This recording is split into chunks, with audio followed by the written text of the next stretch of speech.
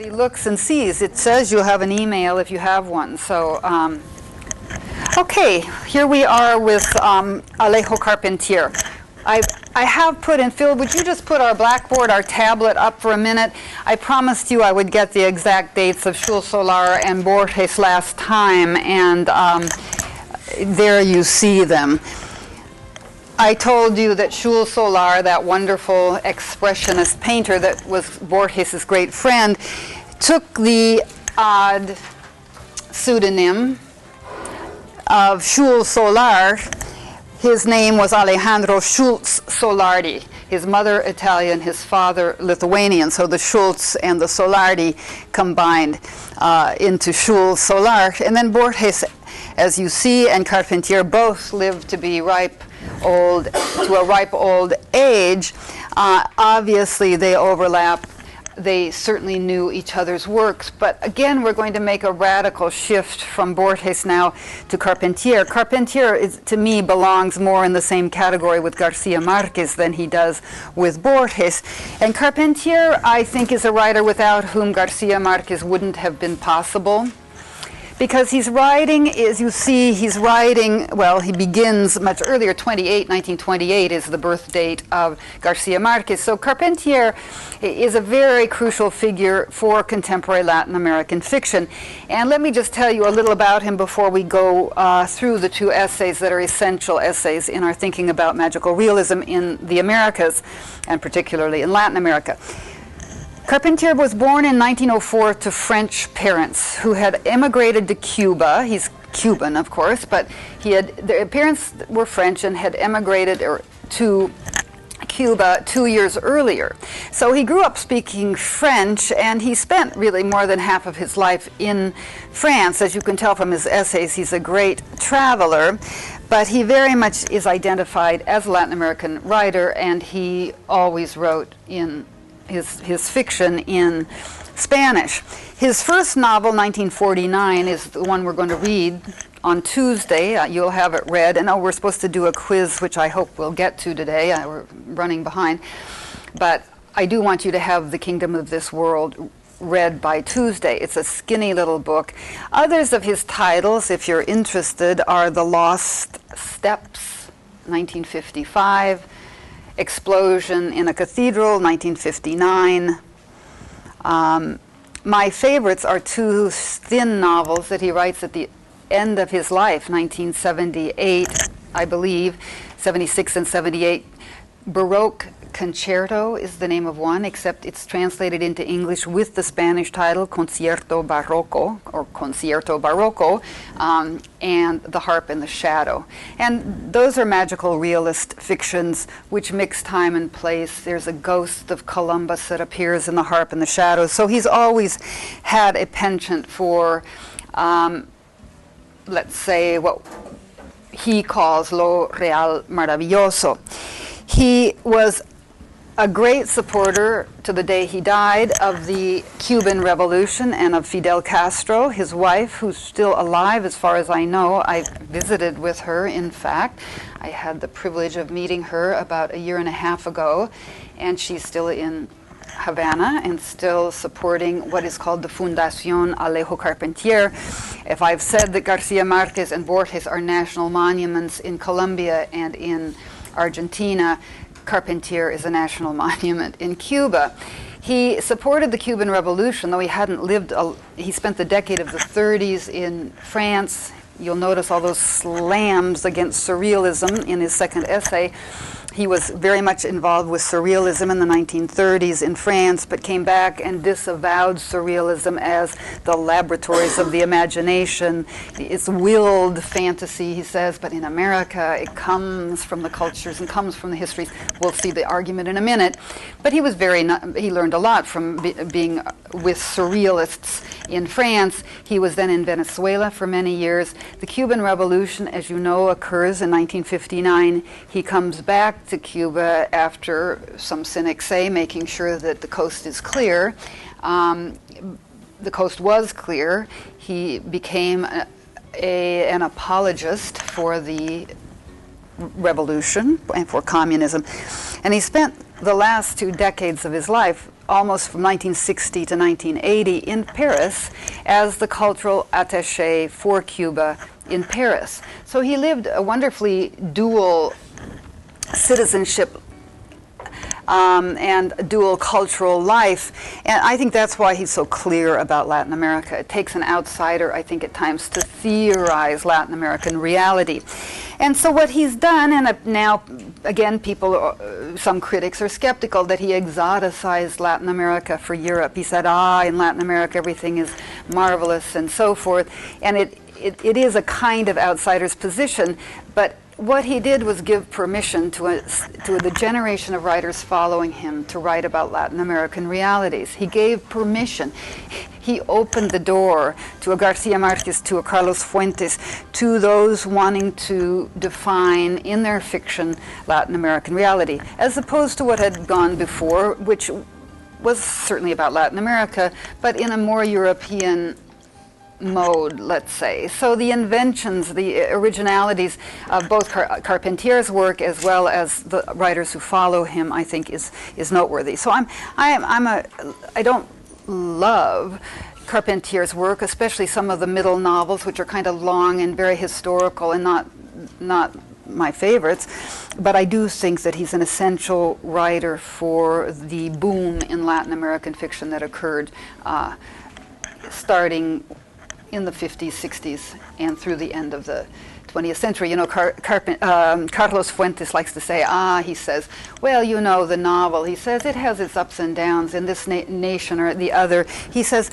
you know, the last half of the 19th century belonged to the Russians, and the first half of the 20th century belonged to the English, or the English-speaking. Think of Joyce, think of Virginia Woolf, think of Faulkner. He says, but the last half of the 20th century belongs to us, the Latin Americans. And there's something to it. There's been a great outpouring of important and wonderful fiction in the last decades in Latin America, and I would say that Carpentier is, if not, of course, single-handedly responsible, not at all. He was widely read and he was widely appreciated. So when you come to the green wind at the end of the novel you will read for Tuesday, The Kingdom of This World, you may remember a biblical hurricane that ends the novel we've already read. There are many, many traces of Carpentier. His fingerprints, as we say, are on so much of the important Latin American fiction of the second half of the last century. Now, having said all that, I want to race through these two essays because they are important, very important. The first is starting page 75, if you'll go there, please. On the Marvelous Real in America. A graduate student of mine, Tanya Huntington, in Mexico, in fact, translated this, and then I read the translation, and being a terrible heavy-handed editor, I redid the translation to the extent that I actually added my own name to the translation. So if you have complaints about the translation, let me hear them, because I'm responsible for them. Okay, so what Wendy Ferris, my co-editor, and I say in the first, our editor's introduction to this essay, I leave to your own reading, except if you would look at the middle of that editor's note, the middle of the page. We do try to set up this distinction between European surrealism and Latin American marvelous realism in this sentence. So just look at it. As opposed to European surrealism, and you see some of you might want to look into surrealism if you are still looking for a topic.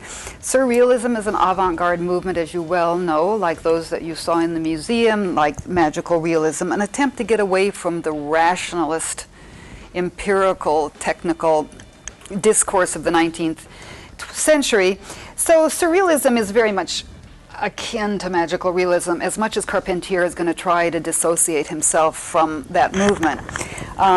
So let's just read it. As opposed to European surrealism, a movement in which Carpentier had participated in the 30s in France, Carpentier's marvelous American reality, lo real maravilloso americano, we can all do that, his marvelous American reality, does not imply a conscious assault on conventionally depicted reality, but rather an amplification of perceived reality required by and inherent in Latin American nature and culture.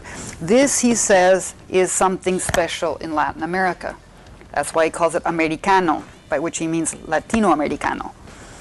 It was Carpentier's conviction, strongly felt by the late 30s, formally codified in 1949 in the first essay included here, the one we're going to turn the page and start to talk about.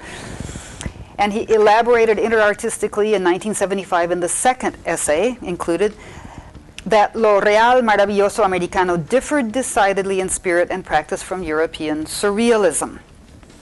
Okay, with that I'm going to let you read the rest, and then let's just let me talk you and walk you through these essays, if I may, because I do want, and you please interrupt me, point to things that you want to point to and ask questions. But I feel since we're conflating the discussion of these two important essays in one period, we need to rush. So I will. What happens here? We have 5 sections in this essay. They're numbered 1, 2, 3, 4, and 5. You probably noticed the structure of the essay. Good readers always look at the structure of the argument.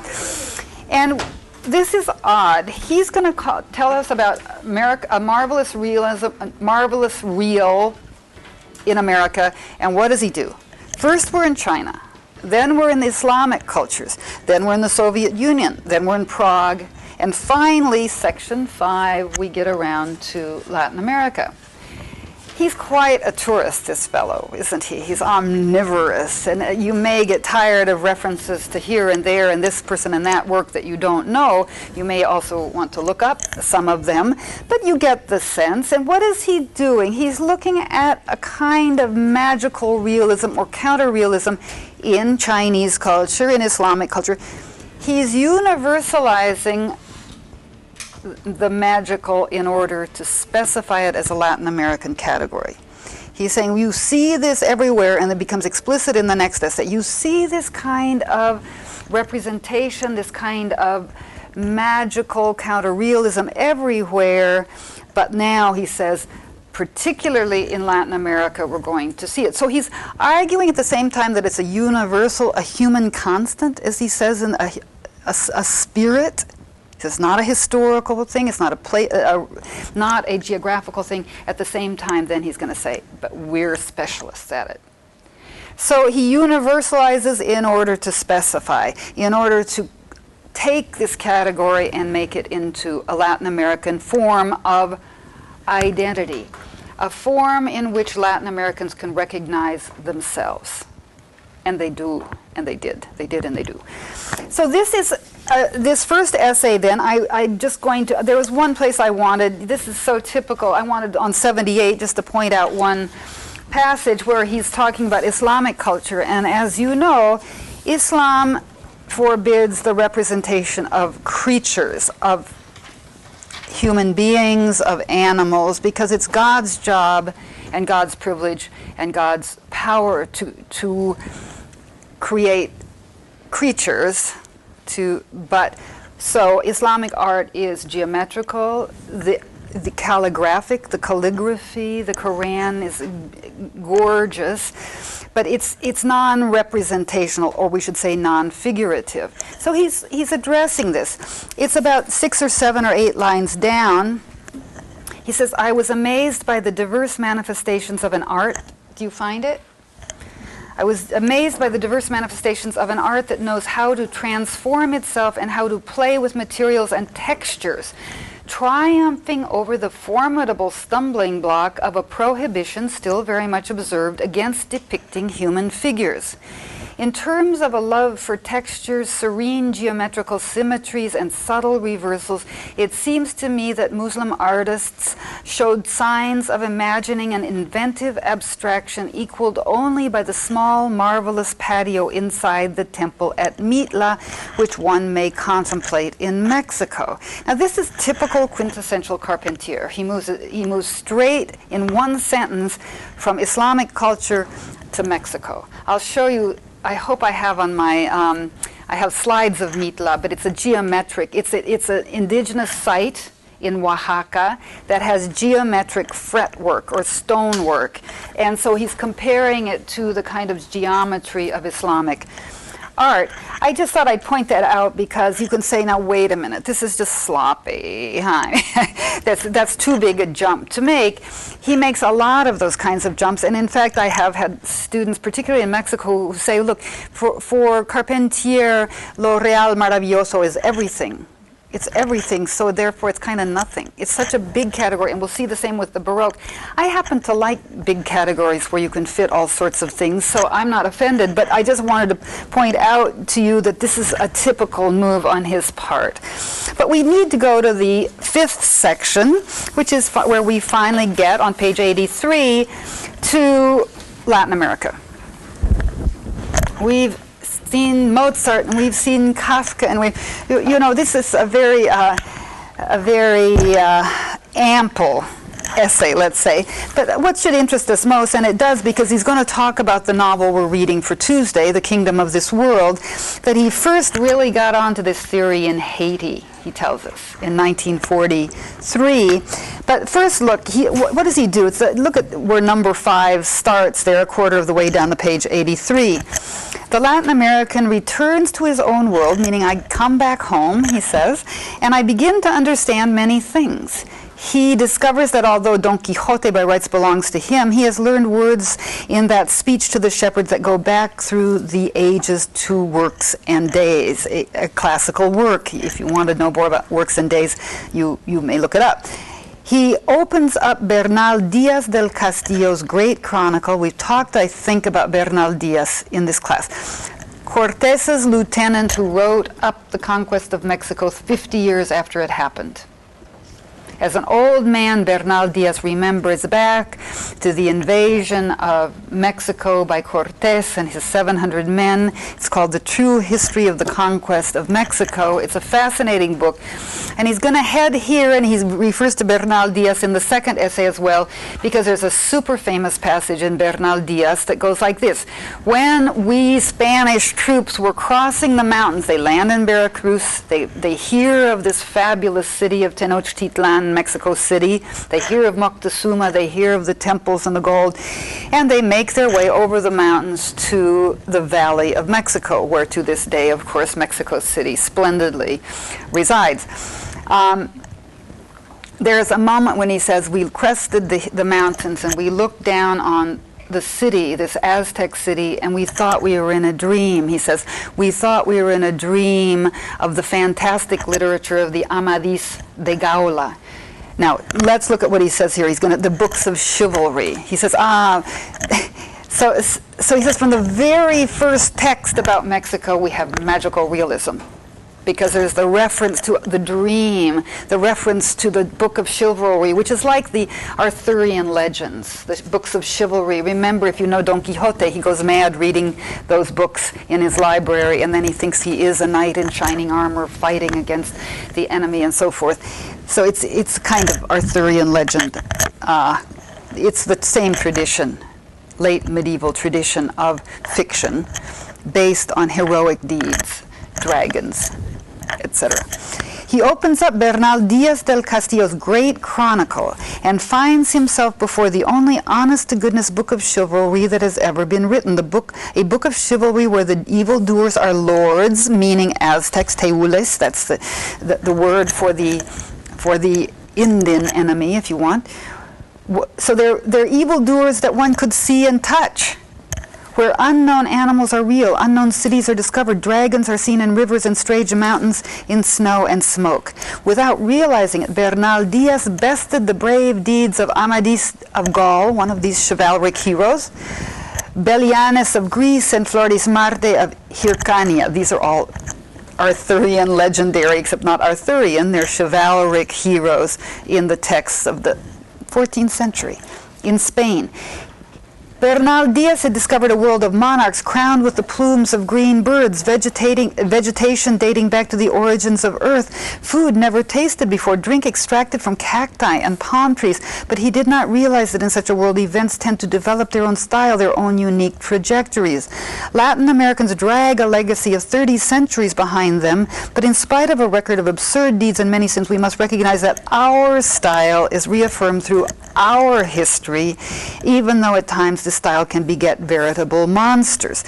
So you see, he's starting to do this identity politics argument.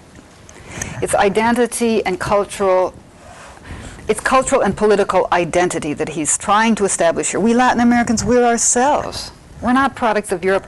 We're products of 30 centuries already privileging the indigenous past, as you see. Then he refers to José Martí and Rubén Darío, two important turn-of-the-century writers, poets. And you can look them up. Again, if this were a class where we were looking at Latin American literary history, we would have, for the rest of the semester, enough references here to keep us busy. But then, I want you to turn the page to 84 and look at this, the first full paragraph.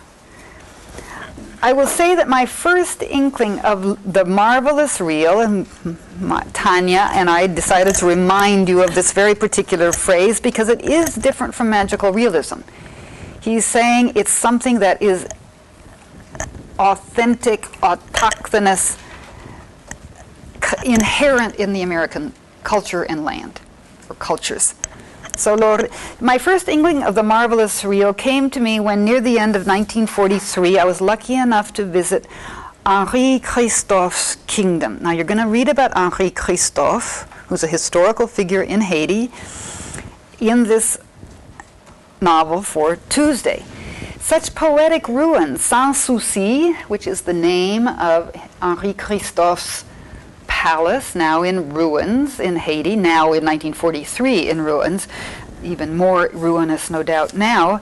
Sans souci in French means without worry, carefree. And the bulk of the citadel of La Ferrière, imposing intact in spite of the lightning and earthquakes. And I saw the still Norman Cape Town, the Cap Français of the former colony, where a house with great long balconies leads to a palace of hewn stone inhabited years ago by Pauline Bonaparte, part of the French Revolution in the Caribbean.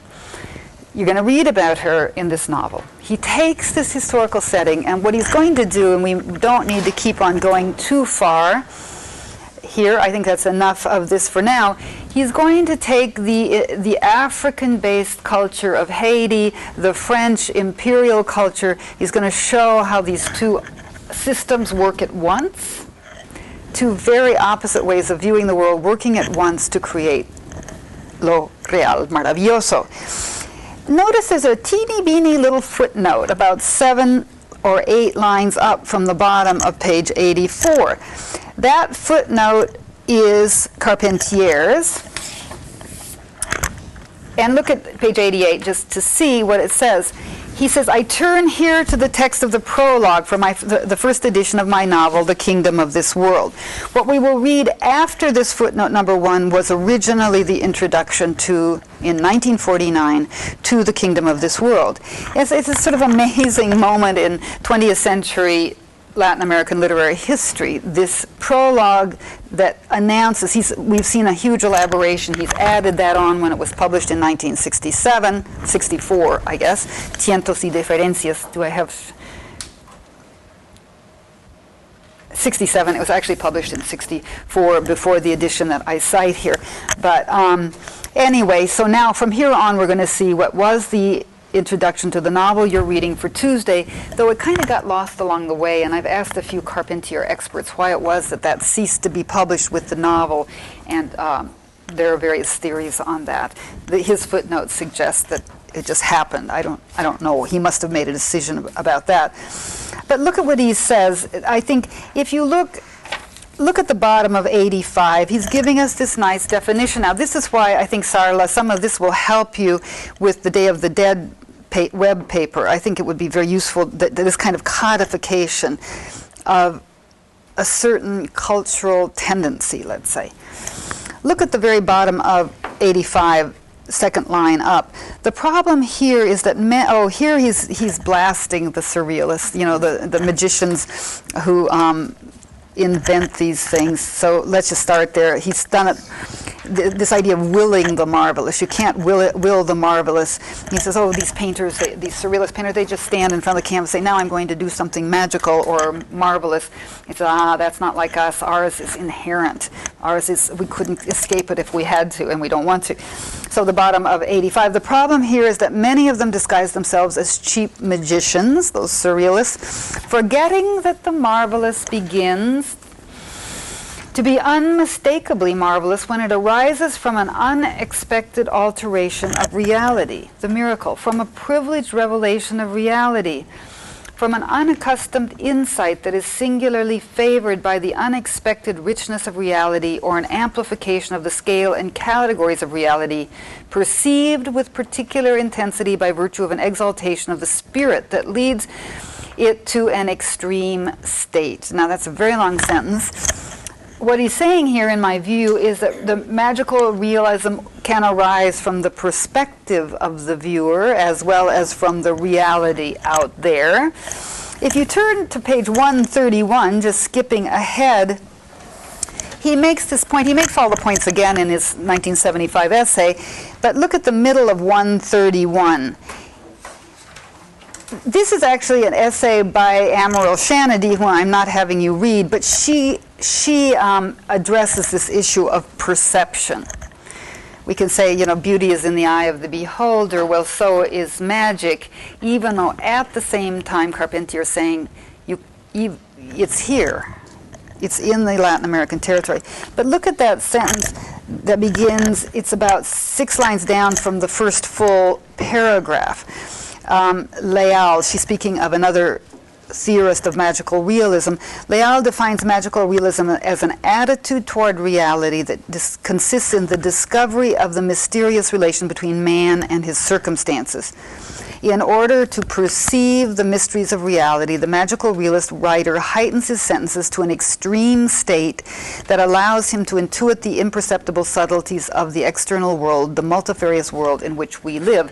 Now, she's citing here Leal. She's not citing Carpentier, but there's a certain kind of agreement here in these early theorists. And do take a look at Luis Leal's essay, which is about 4 pages long, just before this one. It happens to start on page 119. As you think for your midterm about your own definition of magical realism, I would look at Leal if I were you. Written in 1967, that essay, and there's another one by Angel Flores that follow the Carpentier essays. Take a look at those. They're short, fairly short essays, and they're working in the early 50s and 60s, Angel Flores and Luis Leal, also toward a definition of something that they're seeing, that they're saying, and Borges is a big issue for Flores. He says, you know, Borges is special. What are we going to do with him? He doesn't fit into the categories we're using. We better think of a new one. So there's a kind of historical thing there that might be interesting, historical discussion. But this estado límite, this exalted state or extreme state, is kind of an interesting theory. It doesn't apply, I think, to Borges, and it really doesn't apply altogether to Garcia Marquez. But nonetheless, see, you're going to decide in your midterms what works for whom. The whole point of trying to define any literary category is to read the work better, is to be able to read the novel better, read the poem in a more enlightened fashion. So if the category doesn't fit, it's not going to help. If the category does fit, then you say, oh, I have a certain context, a literary or generic context into which to fit my analysis of particular works. So you'll see, and sometimes you're going to say, no, this just doesn't work at all. I don't think this is what my definition of magical realism. It doesn't seem to apply to either Borges or Garcia Marquez. So feel free to contest certain or dismiss certain of these definitions. Now, go down to the bottom of 86. He's going to start talking, and this is now because it's the introduction to the book, after all. He's going to start talking about the kingdom of this world, the particular setting in Haiti, the particular characters, and all of this will come into focus as you read the novel. And do find time to read the novel over the weekend as you write your midterms, because it reads very quickly. When you're tired of thinking, then just, I mean, you have to think when you read, but reading is easier than writing sometimes for some of us anyway. So look at the bottom paragraph, 86, reference to the kingdom of this world. This seemed particularly obvious to me during my stay in Haiti, where I found myself in daily contact with something that could be defined as the marvelous real. I was in a land where thousands of men, anxious for freedom, believed in Macandal's lycanthropic powers. Macandal is the character in the novel, and you're going to look up lycanthropic. Who's got it? Thank you. Did you just happen to know that off the top of your head, Jason? I watch a lot of horror movies. Yes. It means werewolf. It means turning, in this case, the power to turn, in the novel, you'll see the power to turn himself into a wolf, which becomes, for his African Haitian followers, the mark of his power. So, congratulations. Who else? Did you have that too? Someone else. Did you look it up or did you know it? You look it up. Good, good. Thank you. I hope you all, even if you never look up the words you don't know, at least put a red line under them, so you know you don't know them and that they're sitting there waiting for you to find out someday about them. I know we're all too busy. I also sometimes don't look up words, but now with the internet, you just type it in. I mean, we don't even have to stand up and turn pages. So, questions or comments so far? Sorry, I thought I saw a hand. Okay, well, let's just forge on here. We have the bottom line of 86. Believed in Macandal's lycanthropic powers to the extent that their collective faith produced a miracle on the day of his execution. That's the most famous scene in the novel. You'll read it. I had already heard the prodigious story of Boukman, the Jamaican initiate. I had been in the citadel of La Ferrière, a work without architectural precedent, its only forerunner, Piranesi's imaginary prisons. Piranesi is an artist. You may know his work. A little like Escher, except Escher's comic. Piranesi shows dungeons and terrible interior spaces with lots of labyrinthine corridors and so forth. He's comparing the citadel in Haiti to Piranesi. I breathed in the atmosphere created by Henri Christophe, a monarch of incredible zeal, much more surprising than all of the cruel kings invented by the Surrealists, who were very much affected by imaginary tyrannies without ever having suffered a one. I found the marvelous real at every turn. Furthermore, I thought the presence and vitality of this marvelous real was not the unique privilege of Haiti, but the heritage of all of America. He means Latin America. I'd love it if I think he means Latin America, where we have not yet begun to establish an inventory of our cosmogonies. We don't know the tremendous worlds that are still waiting to be discovered that are ours. I think he's referring here to indigenous and African subcultures, if you want. The marvelous real is found at every stage in the lives of men who inscribed dates in the history of a continent and who left the names that we still carry, from those who searched for the fountain of eternal youth in the golden city of Manoa, I think it's Manaus, but that's what he had, to certain early rebels or modern heroes of mythological fame. Well, I don't mean to read the whole thing out loud, but you get it. Here he's wound up his argument with this rather strong statement about the specialness of Latin America and the amazing amount of history and land and fruit and vegetables and topographies that are waiting to be described. So I think here that will do it. He refers in his last paragraph to the Mal d'Or. Anybody look that up, or do you know it from your French literature classes? The bottom of 87. Isidore Ducasse, he calls him by name on the next paragraph, the 19th century, I thought, French poet who has a series of poems, or a long poem really, called the Chant du Mal d'Aurore. Mal d'Aurore is a name of a person. The songs of Mal d'Aurore. Isidore Ducasse came from Uruguay. It took me years to learn that. He's taught in French literature as a French writer, but he's a Latin American, and that's why I think he's picked up on by Alejo Carpentier at the end. He says something about this being that the Mal d'Aurore, the poems are marvelous real, but then he reverses himself. Look at the second to last line on page 87. Mal d'Aurore, Ducasse himself admits it. The author is nothing more than a poetic rocambole. It's a poetic, what shall we say? It imitates French poetry, is what he's saying here. Mal d'Aurore left only an ephemeral literary school. The American Macandal, on the contrary, leaves an entire mythology preserved by an entire people and accompanied by magic hymns still sung today during voodoo ceremonies. So he's making his argument. He's saying, it's fine, those Europeans, they can dream up a little something, but nothing compared to us. So it's as I say, it's part of a cultural and political argument for the autonomy, the genius even, of Latin American literature. Anybody want to point to stuff that we zip by? Yeah, Anne, please. That's not anything I wanted to point out. I wanted to ask, does he, you said you think he means Latin America specifically. Does he not take into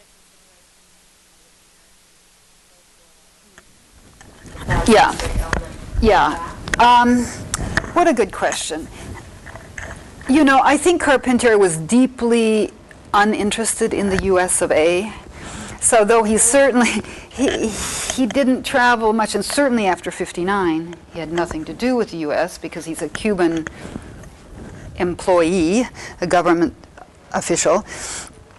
He was very interested always in Latin America. So when he says America, I honestly, let's say in principle, yes, he was very interested in indigenous cultures, but in reality, I don't think he traveled much, if any, before 1959, certainly not after 59, to the U.S., and I don't think he knew too much. Mexico he loves. I'm going to point now in the next essay to where he goes. In 1926 he goes. So a man of 22 years old, it changes him forever, because he sees in Mexico the indigenous cultures blending with European cultures. But, so I guess, so the answer is yes and no. If that's, there's just no evidence of his interest in Native American literature, culture, history north of Mexico. His novel, The Lost Steps, which is probably the most read of his novels, is about a Europeanized, but let's say a European descendant, a Cuban who goes, he's a musicologist. Carpentier, by the way, was a huge musicologist. He has an important book from the 30s called Music in Cuba. He was the first one to look carefully at the musical mestizaje of Cuba. But in The Lost Steps, you have a European type going into a kind of wilderness or jungle setting and going, it's a bit like The Heart of Darkness, you know, the European meets the dark other, and it's a little melodramatic for me and a little too bifurcated, too binary, but nonetheless, he was very interested in the interactions of indigenous and African and European cultures. It's just that it tended to take place south of the U.S. So there you have it. Okay, let's look at some. I want to go to some important passages here. What does the Baroque have to do with any of this? Remember, we've seen some Baroque art, and I think the Baroque has a lot to do with magical realism. If we understand the historical Baroque in Latin America, all of those winged angels, all of those suffering saints and virgins, all of those Christs who are terribly tortured, then I think we see a certain cultural, the Catholic context, if you want, for Latin American magical realism. Carpentier, by the time he writes this essay in 1975, has basically conflated the terms lo real maravilloso americano and lo barroco.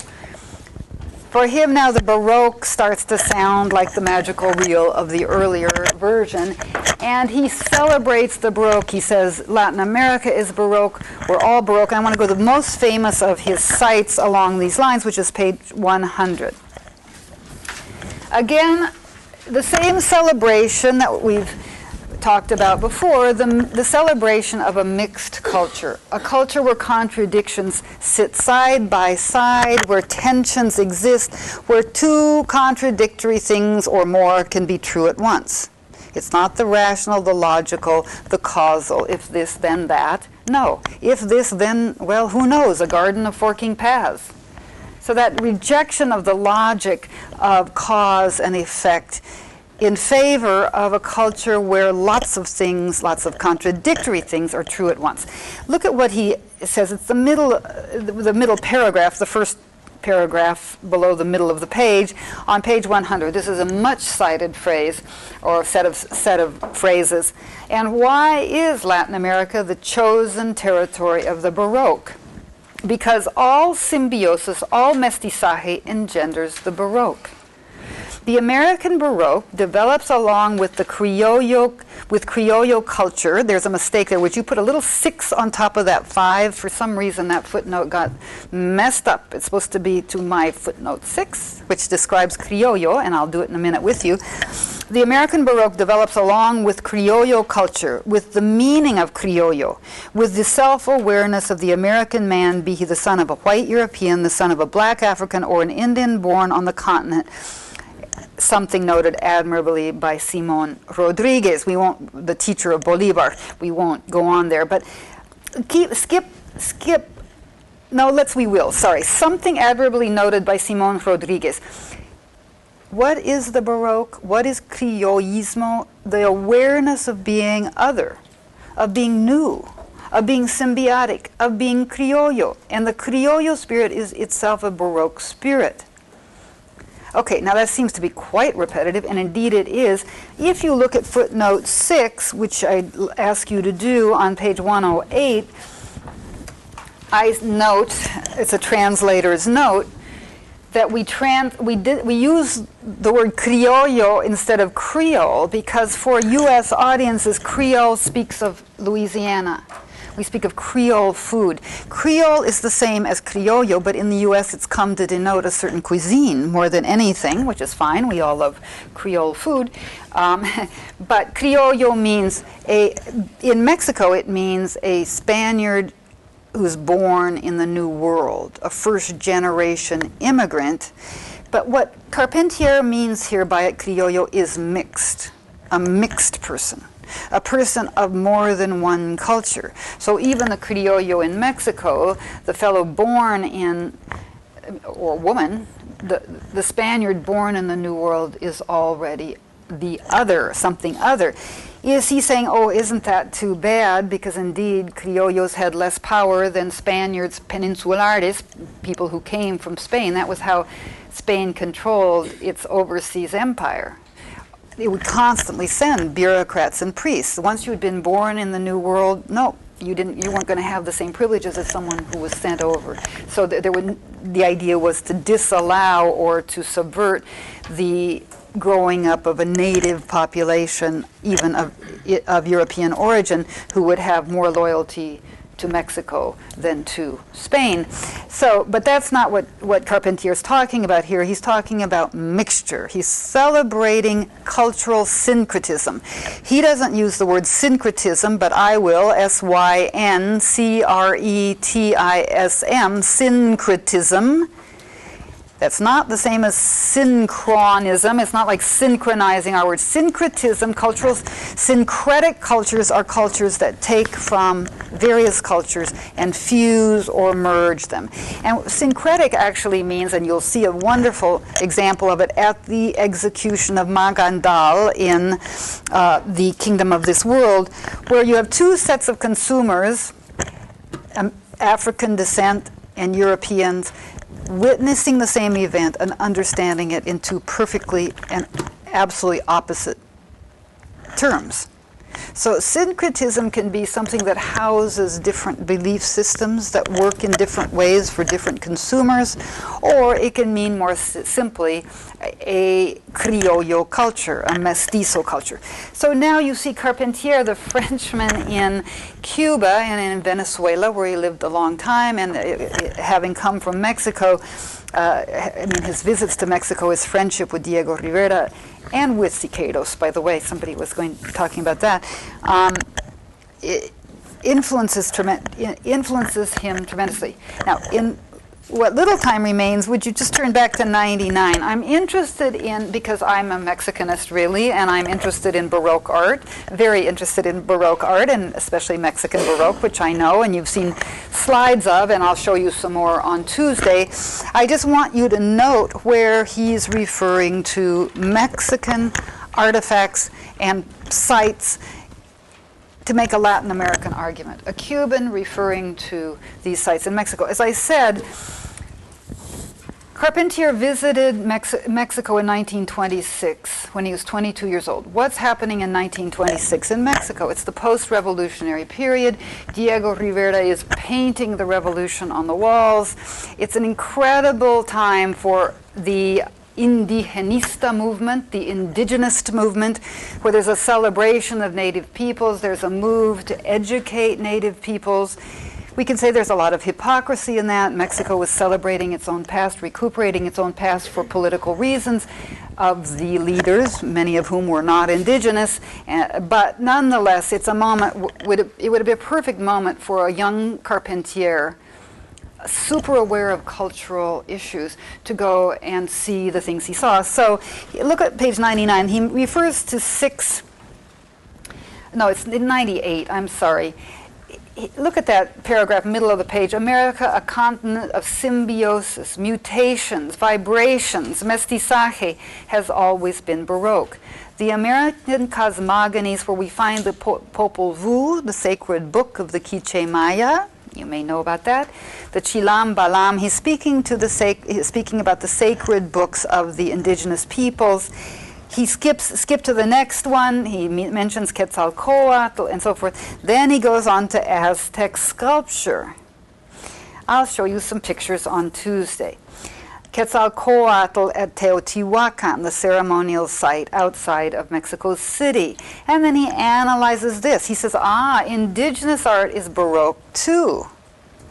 Well, that's weird. The Baroque starts in Europe in the 17th century. How can pre-Hispanic, pre-Columbian, or pre-Cortesian, as we say in Mexico, before Cortes, how can this be Baroque? Oh, well, it is. It is. Now, he mentions the Popol Vuh at the top of 99, but then go down 6 lines into that paragraph and you see something about the goddess of death at the Museum of Mexico. I'm going to show you a picture of her, Coatlicue, she's called. She's also the goddess of life. She's a huge monolithic stone statue carved shortly before 1521, the fall of Tenochtitlan. He sees her in the museum in Mexico. Then look down, 4 lines, a reference to Mitla. We've already heard about Mitla, an indigenous site outside of the city of Oaxaca. He, in that teeny paragraph, compares Mitla and Schoenberg's variations. Now that's quintessential Carpentier. In 2 or 3 words to jump from an indigenous site to 20th century 12-tone music. Then, so we are counting here, 1, 2, 3. We've had the Teotihuacan, we've had the Popol Vuh, well, the goddess of death, Mitla. Then if you'll turn the page and go down 6 or 7 lines, we have yet another reference to Mexico and to the indigenous, or what I call the folk Baroque.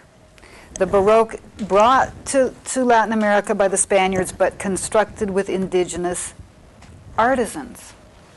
Things change when you look at a picture, and then you have a whole other tradition as an artist, as a carver, especially as carvers. These facades are amazing. So you get a reference to Tepoztlan in Mexico. I'll show you. It's high Baroque. This isn't folk Baroque. It's elite Baroque. It's the Jesuit seminary, ex-Jesuit seminary outside of Mexico City. Now the Museo Nacional del Virreinato, the National Museum of the Viceroyalty, so the great colonial museum. So Tepoztlan, then he refers to Ecatepec. It should be Acatepec. He makes a mistake. We didn't correct it here. We should have. And then a famous chapel in Puebla. This is a talk he's giving. He doesn't remember the name. It's the Capilla del Rosario, but he describes certain scenes that I'll show you on Monday. So then he gets, after all of these listings of cultural artifacts that come out of a syncretic culture, he says, why is all of Latin America the chosen territory of the Baroque? So I think in a word that's his argument. I want you to notice on pages 102 and 103 that he talks about Franz Roh. You won't be surprised to hear that he doesn't think much of Franz Roh, because he's a bit like the Surrealist. He kind of just makes it up. And he says, well, yeah, it's dreamlike. He says, an oniric atmosphere. Top of 103, the end of that paragraph, dreamlike. But he goes on, then he talks some more about Surrealism, and then on page 105, he gets back to Haiti again. And he gets back to the novel that you'll read for Tuesday. The middle of page 105, well, it's about a third of the way down, the sentence that begins, he couldn't have written that in America where our nature is untamed. You see, it's an exoticizing of America. Some of American nature is tamed, but he's it's exotic. But somehow at this time it helped Latin American writers to understand who and what Latin American literature should treat and look like. So that's the who and the what. But you see a reference to Henri Christophe again from Haiti. He goes on with other little details of oddities in Latin America, a kind of outsider's view, if you want. As I said, it takes sometimes an outsider to define the inside, the French, the Europeanized fellow who finds this all, if you want, quaint or exotic. He's been criticized for that, for otherizing Latin American culture, but I don't agree. I think what he did was open it up for Latin American writers. So let's see. I think that's about what I had. He refers several times to a fellow named Eugenio d'Ors, D''O''R''S, a Catalan philosopher and cultural historian who was writing in France in the 30s when Carpentier was there, and he was writing about the Baroque. And he was one of the first European art historians, d'Ors, in fact Carpentier learned a lot from him, to announce that the Baroque is a kind of human constant, an aspect of the human spirit that recurs in different times and different places, as opposed to classicism, which is more logical and rational. The Baroque is more expansive, more inclusive. It takes in everything so that these symbiosis can occur. You did notice, so Eugenio d'Ors, let's go back to 90, and I'll just point out one more or two more passages where he insists upon this Baroque spirit or human constant idea. If there's a certain, he says human constant. Look just the middle of page 91, and then I will stop. According to Eugenio d'Ors, do you see at the middle of page 91? And it seems to me that his theory is irrefutable in this respect. The Baroque must be seen as a human constant.